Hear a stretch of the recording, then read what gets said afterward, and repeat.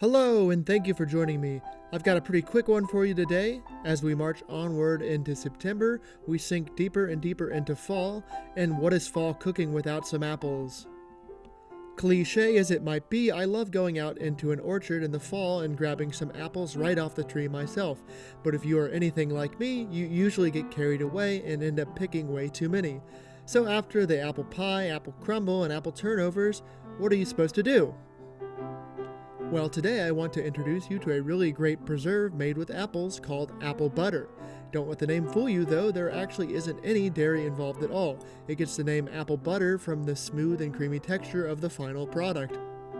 The process is very simple. You take a bunch of apples, cook them down with some seasonings until much of the water has been cooked off, the sugars then caramelize, and you end up with a deep mahogany spread that is intense with apple flavor. So let's jump right into it. I've got a whole bunch of apples here. I'd call this probably 8 pounds or about 4 kilos, but honestly we will just be glancing at recipes as a reference point moving forward. What's most important is that I use up all these apples, so I just get them into my sink and give them a good rinse with some cold water. Now I get them up onto my cutting board and get to work quartering and trimming them ever so slightly. As you can see, I'm cutting straight through the apple from the north to south pole if you like. And then I just trim away the stem at the point where it is anchored to the rest of the apple, and I also trim the dried blossom bit off, also known as the calyx apparently. And you will notice that I'm leaving the core and seeds right where they are. The reason being is that there is a lot of good pectin in those cores that will help our apple butter have a nice texture. And because I'm going to be using a food mill, that will do the work of sifting out the peels and seeds for me.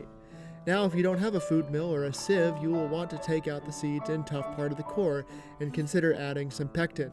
As for me, I'm leaving them in. As I was going through my apples, I ran into some that were past their prime. This one had gone a bit soft and wouldn't be nice to eat raw, but it's a perfect candidate for apple butter. And of course, if you run into any bad spots or blemishes, all you have to do is trim those away and the rest is welcome in the batch. And after a bit of trimming and quartering, you'll have your apples ready to go. I actually ended up not with 1 but 2 big pots worth of apple quarters. I just got those pots on the stove and cranked up the heat to a medium plus heat, and I didn't film this, but I added just a splash of water to each pot. This just helps prevent any scorching in the earliest stages. And once the cover is on and the heat gets working its way through the apples, they will start to give up a lot of their liquid on their own. And we just keep those apple quarters cooking until we can see that they have begun to go soft. Not completely dissolved, but as you can see, they are pretty easy to smush with a spoon. That means we are ready for phase 2, and as I said before, I'm using a food mill which does the work of separating out the skins and seeds. If you do a lot of preserving and canning, I highly recommend getting one because they save a lot of time. See how easily it separates out the skins and seeds? But you could in fact use a sieve and press the apples through with the flat end of a big spoon. It takes a bit more work, but I've definitely done it plenty of times before, and it works just fine.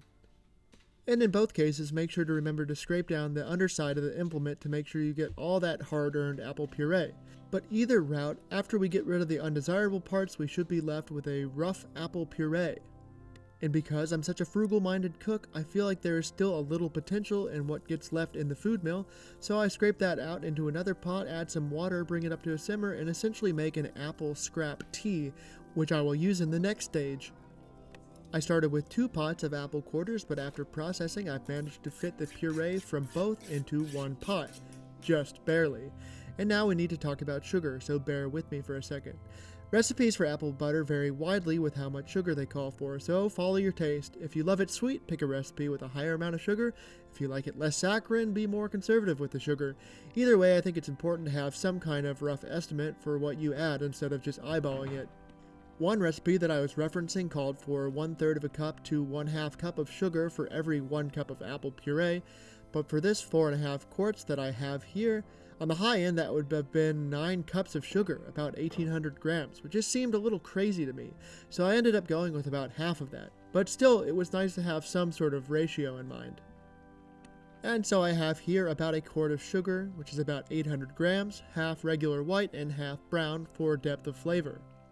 My pot is rather full, so I just want to carefully stir that in until the sugar is incorporated into the mix. I'm also straining that tea I made into the pot. I probably ended up with a little over 1 cup of that. You could also add the same amount of apple cider instead.